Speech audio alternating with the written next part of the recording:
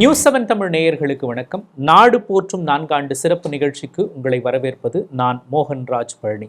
திராவிட முன்னேற்றக் கழகம் இந்த முறை ஆட்சிக்கு வந்து 4 ஆண்டுகள் கடந்து 5ஆம் ஆண்டில் பயணித்து வரக்கூடிய சூழலில் ஒவ்வொரு துறைகளின் திட்டங்கள் எவ்வாறு செயல்படுத்தப்படுகின்றன என்பது குறித்து பதிவு செய்யவிருக்கிறோம். அந்த வகையில் இன்று குழந்தைகளின் வளர்ச்சி, பெண்களின் முன்னேற்றம், முதியோர் பராமரிப்பு, திருநங்கைகள் நலன் ஆகியவற்றில் கவனம் செலுத்தும் சமூக நலன் மற்றும் மகளிர் உரிமை துறையின் திட்டங்கள் குறித்து விளக்குவதற்காக நம்மிடையே அத்துறையின் மாண்புமிகு அமைச்சர் கீதா ஜீவன் இருக்கிறார். அவரை சந்தித்து இத்துறையின் சார்பில் செயல்படுத்தப்படும் திட்டங்கள், படைத்திருக்கக்கூடிய சாதனைகள் குறித்து நாம் பதிவு செய்ய இருக்கிறோம். அவரை வரவேற்று நிகழ்ச்சிக்குள் செல்லலாம். வணக்கங்க. உங்களை சந்தித்ததில் மகிழ்ச்சி. குறிப்பாக ஏற்கனவே நீங்கள் இத்துறையின் அமைச்சராக இருந்திருக்கீங்க. இப்போ 2வது முறையும் அமைச்சராக இருந்து முத்திரை பதிக்கும் திட்டங்கள் இந்த துறையின் கீழ் தான் செயல்படுத்தப்பட்டு வருகிறது. இந்த 4 ஆண்டுகளை திரும்பி பார்க்குறப்ப எப்படி இருக்கு? 4 ஆண்டுகள் வேகமாக ஓடி போனது தெரியுது. 4 ஆண்டுகள் கடந்ததே தெரியல. அந்த அளவுக்கு எப்படி முதலமைச்சர் அள்ளும் பகலும் உழைக்கிற மாதிரி எல்லாருமே ஓடிக்கொண்டே இருக்கிறோம். இப்போ 4 வருஷம் முடி போச்சு, சீக்கிரம் முடிஞ்ச மாதிரி தெரியுது. ஓகேங்க. குறிப்பாக குழந்தைகளின் நலன், குழந்தைகளின் வளர்ச்சி அப்படின்னு எடுத்துட்டோம் அப்படின்னா, குழந்தைகளின் வளர்ச்சிக்காக என்னென்ன திட்டங்கள் எல்லாம் சமூக நலன் மற்றும் மகளிர் பெயர் மாற்றம் செஞ்ச பிறகும் சரி, அதன் முன்னாடியே செயல்படுத்திட்டு வர திட்டங்களும் சரி, குழந்தைகளுக்காக செயல்படுத்திட்டு வர திட்டங்கள் பற்றி சொல்லுங்கள். குழந்தைகளுக்காகன்னு சொல்லும்போது ஒரு முத்திரை பதிக்கும் திட்டமாக சொல்கிறது காலை உணவு திட்டம். முதலமைச்சரின் காலை உணவு திட்டம். இந்த காலை உணவு திட்டம் இன்னைக்கு எல்லாராலையும் வரவேற்கப்படுகிறது. இந்தியாவின் பிற மாநிலங்களில் பின்பற்றப்படுகிறது. என் கனடா நாட்டில் கூட இப்பொழுது காலை உணவு திட்டம் தொடங்கியிருக்காங்க. அந்த அளவுக்கு முதலமைச்சர் ஒரு எப்படி மதிய உணவுன்னு சொன்னது காமராஜர் பெயர் ஞாபகம் வருமோ, அதுபோல காலை உணவு தந்து பசிப்பினி ஆற்றிய முதலமைச்சர்னா நம்முடைய தளபதியாருடைய பேர் ஞாபகம் வரக்கூடிய அளவுக்கு ஒரு முத்திரை பதிக்கு திட்டமாக இந்த திட்டம் செயல்படுகிறது. இதனுடைய பலனும் சரி. ஏன்னா முதலமைச்சர் காலையில் எல்லா பிள்ளைங்களும் சாப்பிடாம பள்ளிக்கு வர்றாங்க, அவங்களுக்கு சாப்பாடு கொடுக்கணுன்ற முறையில் இதை தொடங்கினார். 1 முதல் 5ஆம் வகுப்பு வரை உள்ள பிள்ளைங்களுக்கு அரசு பள்ளி தொடங்குச்சு. அதுக்கப்புறம் அரசு உதவி பெறும் பள்ளி, கிராமத்தில் உள்ள அரசு உதவி பெறும் பள்ளி, இப்போ நேற்றைய தினத்தில் கூட நகர்ப்புறத்தில் உள்ள அரசு உதவி பெறும் பள்ளிக்கும் விரிவாக்கம் பண்ணி நம்முடைய முதலமைச்சர் உத்தரவிட்டிருக்கிறாங்க. அதனால் நம்முடைய தமிழ்நாட்டில் உள்ள அரசு மற்றும் அரசு உதவி பெறும் அத்துணை பள்ளிகளுக்கும் இது வழங்குறதுக்கு முதலமைச்சர் உத்தரவிட்டிருக்கிறாங்க. இது என்னன்னா, முதலமைச்சர் இந்த திட்டம் தீட்டியதோடு மட்டும் இல்லை, அது எப்படி செயல்படுது நேரடியாகவே சிஎம் டேஷ்போர்டில் அதனுடைய அன்றாடம் எத்தனை மணிக்கு சமையல் முடிஞ்சு அந்த நகர்ப்புறத்துலாம் பார்த்தீங்கன்னா அந்த வண்டியில் ஒரு இடத்துல சமைச்சு எடுத்துகிட்டு போய் பள்ளிகளில் வச்சு பிள்ளைங்களுக்கு வழங்கப்படுகிறது. அப்போ சமையல் முடிஞ்சுதா, சாப்பாடு வண்டியில் ஏற்றியாச்சா, அதுக்கு ஒரு இங்கேருந்து அனுப்புகிறாங்க மெசேஜ். அப்புறம் பிள்ளைங்களுக்கு சர்வ் பண்ணது ஒரு ஃபோட்டோ எடுத்து போட்டு விடணும். இப்படி 3 வகையிலும் அந்த திட்டம் முதலமைச்சரோட நேரடி கண்காணிப்பில் கண்காணிக்கப்படுகிறது. அதனால் மிக நல்ல முறையில் செயல்படுத்தப்படுகிறது. அதே போல் பார்த்தீங்கன்னா கடந்த முறை திட்டக்குழு வச்சு ஒரு ஆய்வு பண்ண சொல்கிறாரு முதலமைச்சர். திட்டத்தினுடைய பலன் எப்படி இருக்குதுன்னு பார்க்கணும்னு சொல்லும்போது எல்லாரையும் அவங்க மீட் பண்ணுறாங்க. பல தரப்பட்டவங்கள தமிழ்நாடெல்லாம் மீட் பண்ணும்போது அதனுடைய கருத்து என்னென்னா, ஒட்டுமொத்த கருத்து ஒரு தாய் சொல்கிறாங்க, எப்போதும் சீசனுக்கு, அதாவது மழை சீசனாக நம்ம பிள்ளை சளி காய்ச்சல் வந்துடும், அட்மிஷன் போடணும். என் பிள்ளை எப்போதும் வருஷத்துக்கு 2 நேரம் ஹாஸ்பிட்டலில் அட்மிஷன் போட்டுருவேன். ஹாஸ்பிட்டலில் வச்சு அவளுக்கு ட்ரீட்மெண்ட் எடுக்கக்கூடிய நிலைமை வரும். இந்த வருஷம் என் பிள்ளைய ஆஸ்பத்திரிக்கே நான் கூப்பிட்டுட்டு போகலை. ஸோ பிள்ளையோடைய நல்லா சாப்பிட்டு நல்லா ஆரோக்கியமாக இருக்கிறா, அவளுடைய எதிர்ப்பு சக்தி கூடி இருக்குன்னு நினைக்கிறேன், பிள்ளை இந்த தடவை நான் ஹாஸ்பிட்டலில் அட்மிஷன் போடலை. இதுதான் அந்த தாயோட வாயினால் கேட்கும்போது இதுதான் நம்முடைய முதலமைச்சருடைய திட்டம் எந்த அளவுக்கு வெற்றி அடைஞ்சிருக்குன்றத நம்ம அதுக்கான பலனை கண்டிப்பாக கண்கூட பார்க்குறோம். பிள்ளைங்க ஈடுபாட்டோட படிக்கிறாங்க, முழு கவனமும் இருக்கு, முழு கவனத்தோட படிக்கிறாங்க, ஈடுபாட்டோட படிக்கிறாங்க, ஆக்டிவா இருக்காங்க, ரொம்ப ஈடுபாட்டோட பிள்ளைங்க படிக்கிறாங்கன்னு சொல்லிட்டு அந்த ஆசிரியருடைய கருத்து. இன்னும் குழந்தைங்களுடைய ஊட்டச்சத்து அப்படிங்கிறது ரொம்ப முக்கியம். அதை கவனத்தில் கொள்வதற்காக செயல்படுத்திட்டு வர திட்டங்களை பற்றியும் சொல்லுங்கள். ஆமாம், ஒருங்கிணைந்த குழந்தைகள் வளர்ச்சி திட்டமும் நம்முடைய துறையில் தான் செயல்பட்டு வருகிறது. அதில் எல்லாமே 2 வயது முதல் 6 வயது பிள்ளைங்க அந்த அங்கன்வாடிக்கு வருவாங்க. அப்புறம் 2 வயது கீழே உள்ள பிள்ளைங்களை அந்த பணியாளர்கள் நேரடியாக அந்த தாய்மார்களை போய் பார்க்கறது, அவங்களோட எடை உயரம் சரி பண்ணுறது, ஒருவேளை எடை கம்மியாக இருந்தால் அவர்களுக்கான ஆலோசனை வழங்குவது அப்படின்ற பணியும் நம்முடைய துறை செய்து வருகிறது. நம்மளுடைய தமிழ்நாட்டு குழந்தைகளின் சீரான வளர்ச்சிக்காக செயல்படுத்தப்பட்டு வரக்கூடிய மிக முக்கியமான திட்டங்கள் குறித்து சொன்னீங்க மேம். அடுத்ததான் மகளிர் உரிமை, சமூக நலன் மற்றும் மகளிர் உரிமைத்துறை அப்படின்னு பெயர் மாற்றத்துக்கு ஏற்ற மாதிரி பெண்களின் உரிமைகளை நிலைநாட்டுவதற்கு, பெண்களின் முன்னேற்றத்திற்காக செயல்படுத்தப்பட்டு வரக்கூடிய திட்டங்களை பத்தி சொல்லுங்க மேம். அதான் முதல்ல நம்முடைய ஆட்சி அமைஞ்சதுமே நம்முடைய பெண்களுக்கான மகளிர் கொள்கை, மகளிருக்கான கொள்கை வகுக்கணும்னு சொன்னாங்க. அதனால் நம்முடைய துறையின் சார்பில் தமிழ்நாடு மகளிர் கொள்கை வகுக்கப்பட்டு வெளியிடப்பட்டுள்ளது. எப்படி எல்லாத்துலேயுமே பெண்களுக்கு முக்கியத்துவம் கொடுக்கணும், அவருடைய பணி செய்கிற இடத்துல பாதுகாப்பு கொடுக்கறது, அவர்களுக்கு கொஞ்சம் அவங்க தேவைக்கேற்ற மாதிரி அவங்க தங்கும் வசதி ஏற்படுத்தி கொடுக்கறது அப்படின்ற மாதிரி அந்த இலக்கை நோக்கி நம்ம பயணிச்சுக்கிட்டே இருக்கிறார் முதலமைச்சர். அதனால் புதுமை பெண் திட்டத்தை சொல்லலாம். அவருடைய உயர்கல்விக்காக, பெண்களுடைய உயர்கல்விக்காக நம்ம மாதம் 1000 ரூபா கொடுக்குறோம். கல்லூரியிலேருந்தே அந்த பிள்ளைங்க விண்ணப்பிச்சுக்கலாம். பிள்ளைகளுடைய வங்கி கணக்குக்கே 1000 ரூபா வர வைக்கப்படுகிறது. அப்போ இதில் எந்த ஒரு மிடில் மேனு, இடைத்தரகர் யாரும் தலையிட முடியாது. நேரடியாக அந்த பிள்ளையோட வங்கி கணக்கிலே அரசு ரூபாயை செலுத்தி பலன் முழுமையா நேரடியாக பிள்ளைகளுக்கே போய் சேர்ந்துருது. அது ஒரு நல்ல திட்டமா பார்க்கப்படுகிறது. கிட்டத்தட்ட 4,95,000 பேர் அந்த பெண்கள் இதனால பயனடைஞ்சவங்க இப்போ வாங்கிட்டு இருக்கிறவங்க. இனி இந்த வருஷத்துக்குரியது இனிதான் எல்லாம் அட்மிஷன் முடிஞ்சதும் அவங்க விண்ணப்பம் பண்ணுவாங்க. அது இந்த திட்டம் நல்லா ஒரு போறக்கூடிய கட்டத்தில் தான் நம்ம இளைஞர்களுக்கும் தமிழ் புதல்வன் திட்டம்னு சொல்லிட்டு அதையும் கொண்டு வந்தாங்க. தமிழ் புதல்வன் திட்டமும் இன்னைக்கு 3,81,000 தம்பிமார்கள் அந்த 1000 ரூபா உதவி வாங்கியிருக்காங்க. இந்த வருஷம் அதான் ஃபஸ்ட் இயர் சேர்க்காம செகண்ட் அண்ட் தேர்ட் இயர் இப்போ படிக்கிற பசங்க வாங்கிட்டு இருக்கிறாங்க.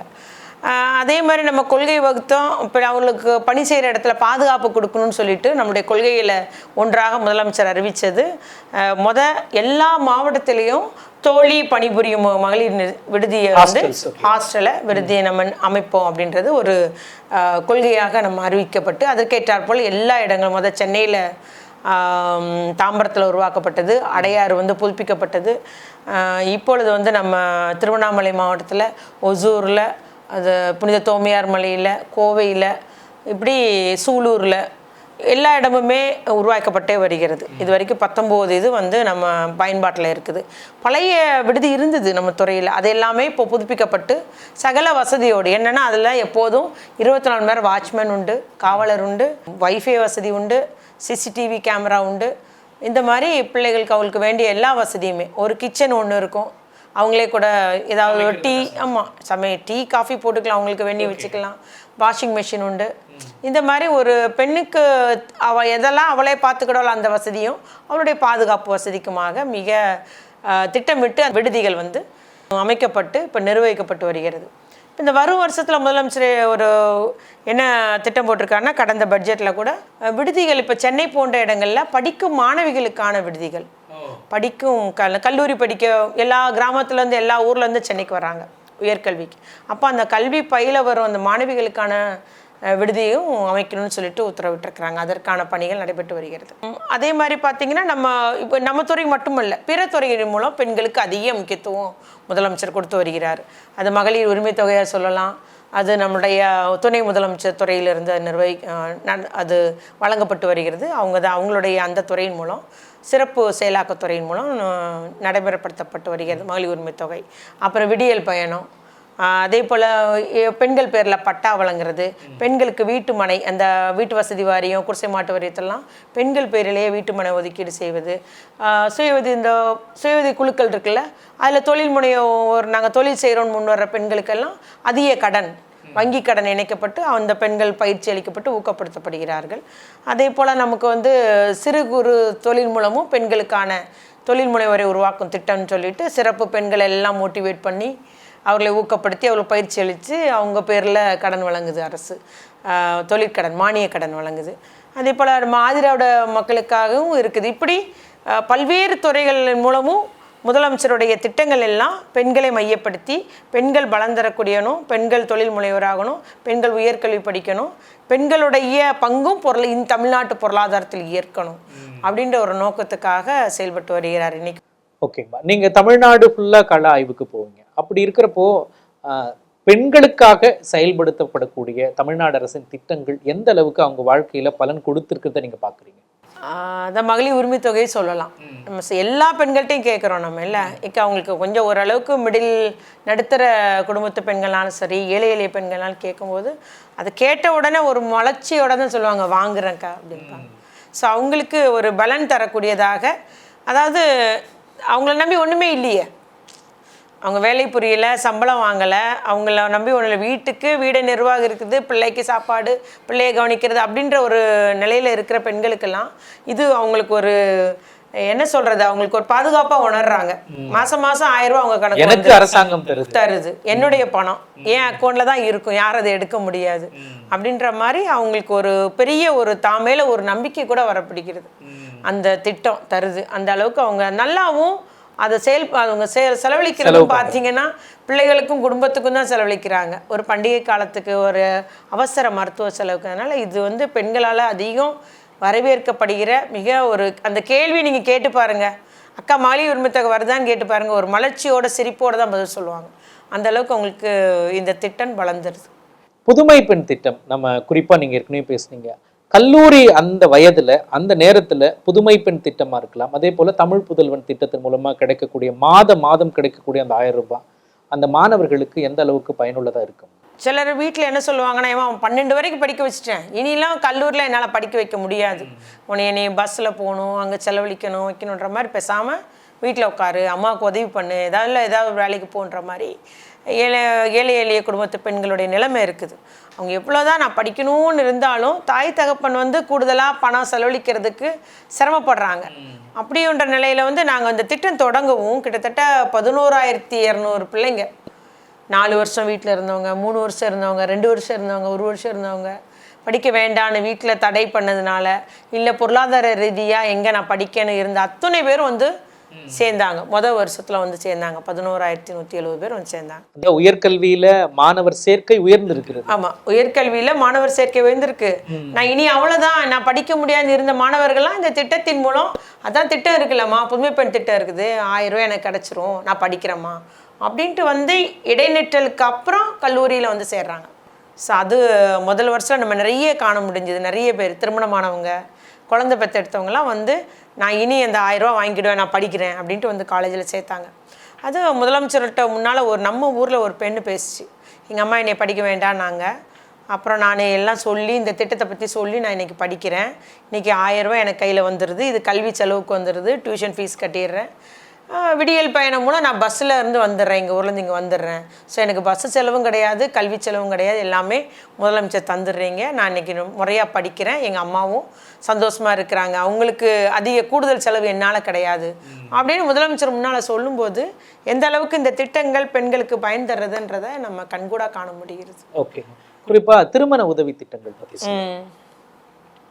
திருமண உதவி திட்டத்தை பொறுத்த வரைக்கும் நம்ம வந்து ஆதரவற்ற பெண்கள் திருமண உதவி திட்டம், கலப்பு திருமண உதவி திட்டம், அதுபோல் ஒரு விதவை தாயோடைய மகள் திருமண உதவி திட்டம், விதவை மறுமண திருமண உதவி திட்டம், அதுபோல் மாற்றுத்திறனாளி துறையிலேருந்து மாற்றுத்திறனாளி அந்த திருமண உதவி திட்டம், இந்த 5 திருமண உதவி திட்டங்கள் நிறைவேற்றப்பட்டு வருகிறது. அவங்களுக்கு 8 கிராம் தாலிக்கு தங்கம் வழங்கப்படுகிறது, 25,000 ரூபா, +2 வரைக்கும் படிச்சிருந்தானா பட்டதாரிகளுக்கு 50,000 ரூபா முறைப்படி வழங்கப்பட்டு வருகிறது. இந்த நிதியுமே வந்து கடந்த ஆண்டில் தான் அதிமுக நிலுவை வச்சதை நம்ம முடிச்சிருக்கோம். இந்த 4 திட்டத்தில் கூட இந்த வருஷம்தான் இந்த வருஷத்துக்கான நிதி ஒதுக்கீடுன்னு போகுது. ஆகவே பழசெல்லாம் முடித்து கொண்டு வந்திருக்கோம். அந்த அளவுக்கு இந்த திட்டங்களை வந்து கடந்த ஆட்சியாளர்கள் நிதி ஒதுக்கீடை கூட்டினாங்க, அதுக்கேற்ற நிதியை அந்த அரசு நிதி ஒதுக்கீடு பண்ணலை. 50,000 உயர்த்தினாங்க, 4 கிராம் தங்கத்தை 8 கிராம் உயர்த்தினாங்க, ஆனால் நிதி ஒதுக்கீடு பண்ணாமல் விட்டுட்டு தேக்க நிலையிலே இருந்தது. ஆண்டுக்கு 3.25 லட்சம் பேர் வந்து காத்திருப்பு பட்டியலே தொடர்ந்து 3 வருஷம் வந்தாங்க. அப்படியே இப்போ மாண்புமிகு தமிழ்நாடு முதலமைச்சர் சமூக நலன் மற்றும் மகளிர் உரிமை துறைக்கு எந்த அளவுக்கு முக்கியத்துவம் கொடுக்கறதா நீங்க பாக்குறீங்க? அதான் முத்தாய்ப்பான திட்டங்கள் எல்லாம் நம்ம துறையின் மூலம் தான் செயல்படுத்தப்படுகிறது. அதனால பெண்கள் குழந்தைகள் நலன் மீது நம்முடைய முதலமைச்சர் அதிக அக்கறை கொண்டிருக்காரு. பெண்களுக்கான அதிக திட்டங்கள், அதுபோல் குழந்தைகள் பாதுகாப்பு மிக முக்கியம்னு நாங்கள் பொறுப்பேற்ற உடனே முதல் ஆய்வு கூட்டமே அதுதான். குழந்தைகள் பாதுகாப்பு மிக முக்கியம், அந்த அதாவது புகார் தர பெண்களும் குழந்தைகளும் முன் வரணும், அந்த அளவுக்கு நீங்கள் விழிப்புணர்வு உண்டாக்கணும் அப்படின்றத சொல்லி நாங்கள் விழிப்புணர்வு பார்த்திங்கன்னா ஒரு லட்சக்கணக்கில் ஆண்டுக்கு பண்ணுறோம்.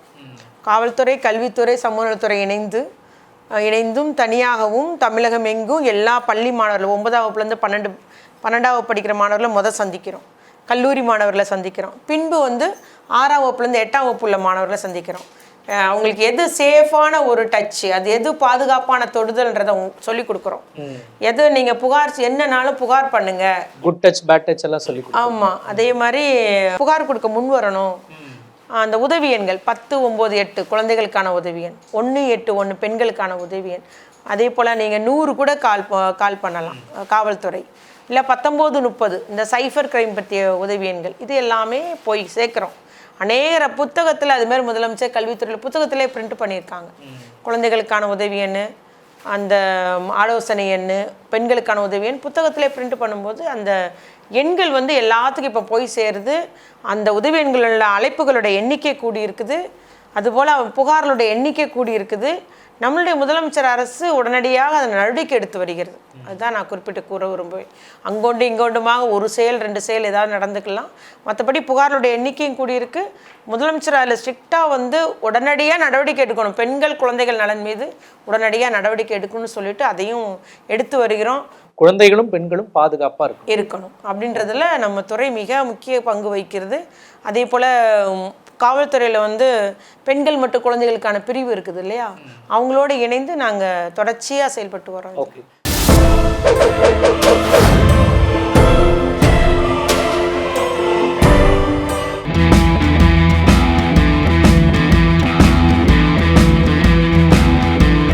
பெண்களின் முன்னேற்றத்துக்கு இன்னொரு வகையில் இந்த பிங்க் ஆட்டோ எல்லாம் செயல்படுத்திருக்காங்க, அதை பற்றியும் சொல்லுங்கள். பிங்க் ஆட்டோ இப்போ வந்து முதற்கட்டமாக சென்னையிலே மட்டும் திட்டம் வந்து செயல்படுத்தப்பட்டது. 250 பெண்களுக்கு 1 லட்ச ரூபாய் மானியம் வழங்கணும். அவர்களுக்கு அந்த ஆட்டோ நிறுவனத்தோட இது பண்ணிட்டு துறையே வந்து அவங்களுக்கு ஆட்டோ ஓட்டுறதுக்கு எல்லாத்துக்கும் பயிற்சி கொடுத்தாங்க. பயிற்சி கொடுத்து அவங்களுக்கு டிரைவிங் லைசன்ஸ் எல்லாம் வாங்கி கொடுக்குற வேலையெல்லாம் பார்த்துட்டு இன்னைக்கு வந்து பிங்க் ஆட்டோ 250 ஆட்டோ கொடுத்துருக்கோம், சென்னையில் கொடுத்துருக்கோம். எல்லா துறையிலும் பெண்கள் சாதிக்கலாம். ஆமாம், அவங்களுக்கு அது ஒரு வாழ்வாதாரம். கண்டிப்பாக அது வாழ்வாதாரம். அதோட இந்த பெண்கள், சில பெண்கள் வந்து அந்த பிங்க் ஆட்டோவை கரெக்டாக அதில் ஏறும்போது நமக்கு பாதுகாப்பாக இருக்கும். ஏன்னா அதில் ஜிபிஎஸ் கருவி பொருத்தியிருக்கோம். ஜிபிஎஸ் கருவி காவல்துறையோட இணைக்கப்பட்டிருக்கு. ஸோ அதனால் அந்த பெண்களுக்கு பாதுகாப்பு அம்சமாகவும் அந்த ஆட்டோக்கள் வந்து பிங்க் ஆட்டோக்கள் செயல்படுது. ஓகே. அடுத்ததான் தமிழ்நாட்டின் முதியோர் நலனுக்காக செயல்படுத்தப்பட்டு வரக்கூடிய திட்டங்கள் குறித்து சொல்லுங்க. முதியோருக்கான ஒரு கொள்கையும் அரசு வகுத்து இருக்குது.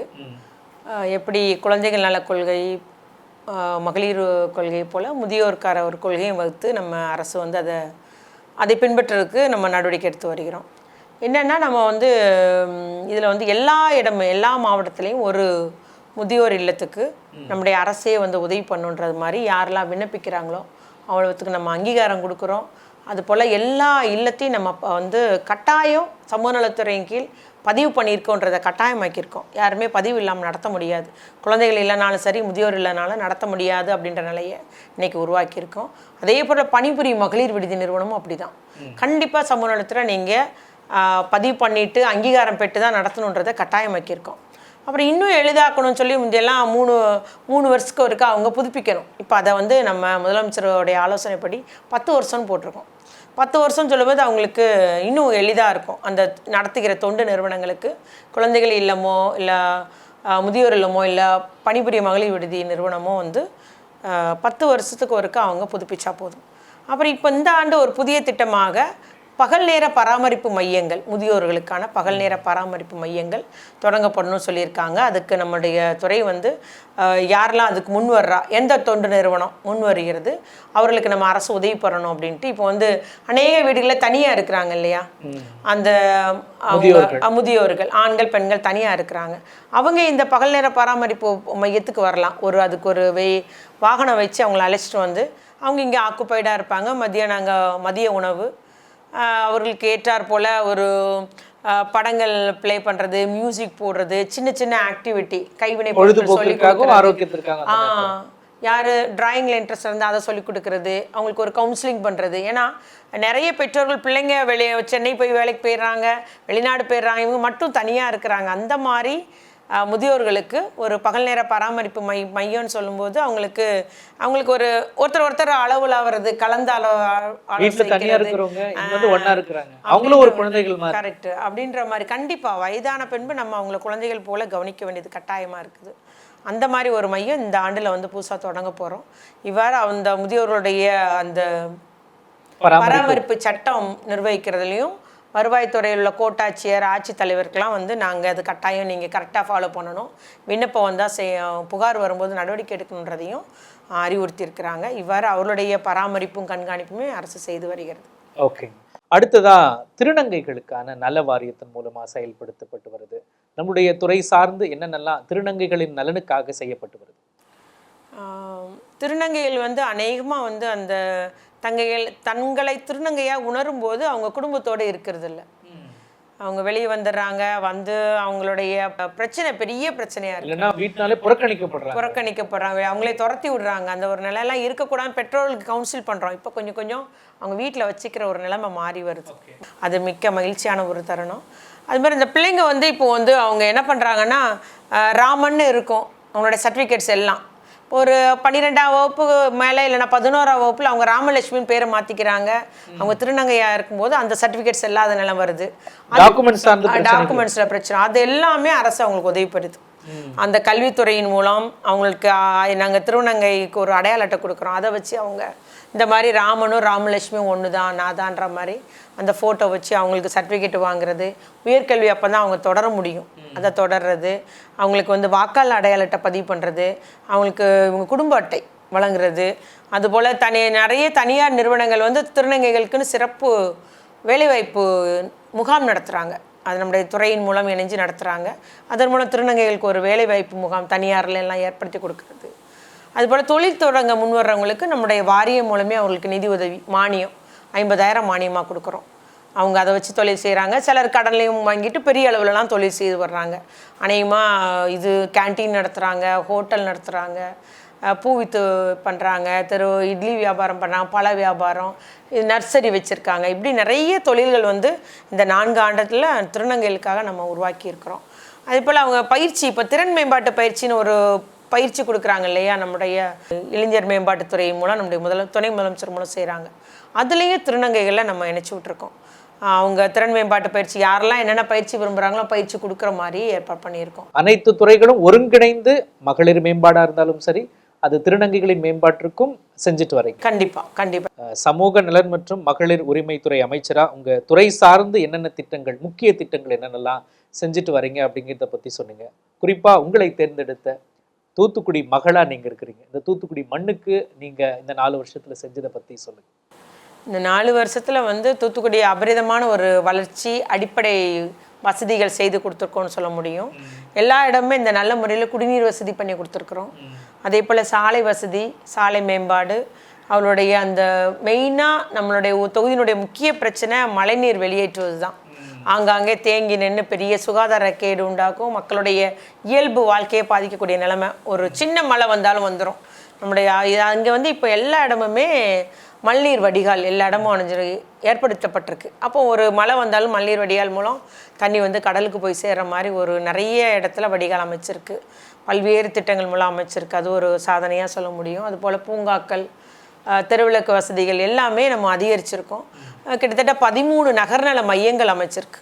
நகர்நல மையங்கள்னால் அவங்களுடைய குடியிருப்பு பக்கத்துலேயே ஒரு மருத்துவ வசதி, மக்களுக்கு அரசினுடைய சேவை கிடைக்கும் மாதிரி அந்த நகர்நல மையங்கள் 13 இடத்துல அமைச்சிருக்கு. மினி பஸ் வழித்தடம், அது வந்து நம்ம ஈஸியாக இங்கே தூத்துக்குடிக்கு அங்கெங்கேயும் போகிறதுக்கு ஒரு வாய்ப்பாக இருக்கக்கூடிய அளவில் புதியதாக விரிவாக்கமான இடங்களுக்கெல்லாம் இன்றைக்கி வந்து புதிய மினி பஸ் சேவை தொடங்கியிருக்கிறாங்க. இதே மாதிரி நம்மளுடைய என்னை பொறுத்த வரைக்கும் சட்டமன்ற உறுப்பினர் அவங்களுக்கு தொகுதியில் காப்பீடு அட்டை பெறாதவர்களுக்கெல்லாம் காப்பீடு அட்டை வாங்கி கொடுக்குற முகாம், ரேஷன் கடை கார்டு பெறாதவர்களுக்கு முகாம், ரேஷன் கார்டு திருத்த முகாம், அதுபோல் நம்முடைய வாரியங்கள் கிட்டத்தட்ட 13 வாரியங்களில் பதிவு செய்கிறதுக்கு தொழிலாளர்கள், உப்பள தொழிலாளராக இருக்கட்டும், ஆட்டோ ஓட்டுநராக இருக்கட்டும், இல்லை வீட்டு பணி செய்கிற பணியாளர், அவர்களெல்லாம் நீங்கள் வாரியத்தில் உறுப்பினர் ஆகணுன்றது அதற்கான சிறப்பு முகாம். அதுபோல் பட்டா, அரசு இடத்துல குடியிருப்பாங்க 40 வருஷம் 30 வருஷம், அவங்க பட்டா வாங்கியிருக்க மாட்டாங்க. அவங்களுக்கு நீங்கள் எல்லாம் பட்டா வாங்குறதுக்கு விண்ணப்பிங்க, அதுக்கு என்னென்ன ஆவணங்கள் வைக்கணும் அப்படின்ற மாதிரி அதற்கான சிறப்பு முகாம். நிபந்தனையற்ற அரசு நிலங்களை அவங்க அந்த குடியிருக்கிறதுல பட்டா வாங்கி கொடுக்கணும். ஆமா ஆமா, வீட்டு மனை நம்ம இடம் தான் உறுதி செய்யறது அவேர்னஸே இல்லாம இருக்கு. உரிமை பட்டா கொடுக்கறது சரிங்களா, அங்கதான் காலகாலமா இருக்காங்க. அது அரசு புறம்போக்குன்னு அக்கௌண்ட்ல இருக்கும். ரெஜிஸ்டர்ல இருக்கும். ரெஜிஸ்டர்ல இருக்கும். இப்போ வந்து அவங்களுக்கு உரிமை பட்டா கொடுக்கறது, வீட்டு உரிமை பட்டா கொடுக்குற மாதிரி அது ஒரு சிறப்பு உத்தரவு முதலமைச்சர் போட்டிருக்காங்க. அதை வாங்கி கொடுக்கறது. இவ்வாறு நம்முடைய தொகுதி மக்களுக்கு எந்த ஒரு திட்டமும் கிடைக்காம இருக்கக்கூடாதுன்றதுக்காக எந்த அரசாணைனாலும் முகாம் வச்சு அவர்களுக்கு விழிப்புணர்வு உண்டாக்கி அவர்களை விண்ணப்பிக்க செய்யறது, அவங்களுக்கு உதவி போட்டிருந்தது அப்படின்ற மாதிரி நான் தொகுதி ஃபுல்லாக வேலை பார்த்துட்டு வரேன். அது சட்டமன்ற நிதி இல்லை நாடாளுமன்ற நிதியிலிருந்தும் வாங்கி அதை செய்யக்கூடிய விஷயங்களை செஞ்சுட்டு. ஆமாம், கண்டிப்பாக. அது பல்வேறு திட்டங்கள் என்ன, நம்ம கனிமொழியக்காட்டையும் தொகுதிக்கு நிதி வாங்கிடுவோம், இது வேணும் அது வேணும்ன்ட்டு. அது மாதிரி கனிமொழியக்கா முயற்சியில் இப்போ வின்ஃபாஸ்ட் நிறுவனம் வந்திருக்கு, தொழில் நிறுவனம், பெரிய நிறுவனம் வந்திருக்கு. நியோ டைட்டில் பார்க் வந்திருக்கு. அதெல்லாம் நமக்கு வந்து இளைஞர்கள், படித்த இளைஞர்களுக்கு ஒரு வேலைவாய்ப்பு உருவாக்கக்கூடியதாக இருக்கும்.